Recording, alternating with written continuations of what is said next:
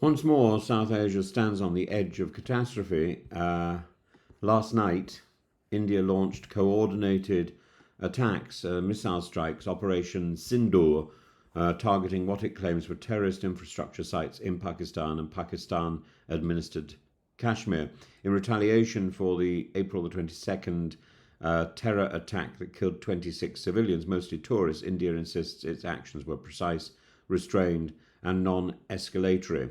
Pakistan, by contrast, has labelled these strikes as an act of war, with Prime Minister Sharif warning of a befitting reply. The death toll stands at 26 civilians in Pakistan, with 7 on the Indian side. Is this simply another round of calibrated brinkmanship or the overture to open war? And the immediate cause is the massacre in Palalgram, and gunmen killed 26, including a Nepali national, in an attack India blames squarely on Pakistan-based groups, notably the Lashkar-e-Taiba and the Resistance Front. While Pakistan has denied any involvement, India has produced what it calls technical inputs and credible leads, and this attack evolved from years of tension over Kashmir and painful memories of the 2008 Mumbai attacks, and was followed by a flurry of punitive Indian measures, suspending the Indus Water Treaty, shattering the Attari border crossing, downgrading diplomatic ties. It culminated in a meticulously coordinated joint air and naval operation, striking 9 sites across the country, long alleged strongholds of Jaish-e-Mohammed and Lashkar-e-Taiba. And according to Indian military briefings, no Pakistani military targets were hit, only recruitment centres, launch pads and indoctrination sites. Indian aircraft launched Scalp cruise missiles, naval units supporting the operation from the Arabian Sea.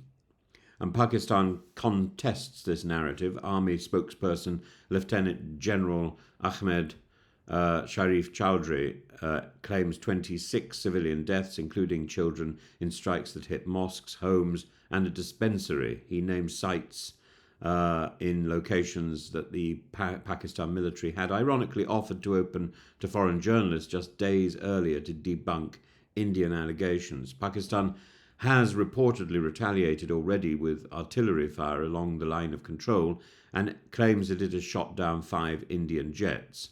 While these claims remain unverified, airspace closures, school shutdowns, and commercial flight cancellations across both nations underscore the peril. And the situation now being framed by Islamabad as a violation of the UN Charter and Pakistan's sovereignty. And Defence Minister Asif has promised a kinetic and diplomatic response, quoting Article 51 of the UN Charter. India, meanwhile, maintains that it's acting within its right to self-defence under the same provision. The US, the UK and Russia have all been briefed.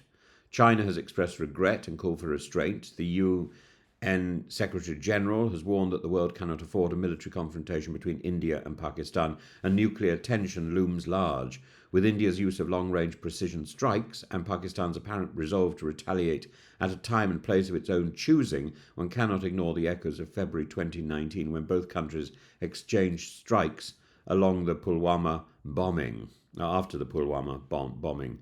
And what distinguishes this crisis is its scale. More targets hit, a broader range of weapons used, and an unprecedented hit on the Punjab, Pakistan's demographic and political core. The symbolism of Operation Sindoor, named after the red powder signifying Hindu marital commitment, suggests a blend of retaliation and righteous indignation. But wars are rarely tidy, and national honour has an awful tendency to escalate into miscalculation.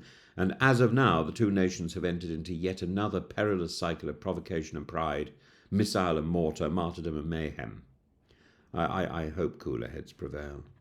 Because while a line of control may separate India and Pakistan, it's increasingly blurred, and that line between reprisal and ruin has never looked so thin.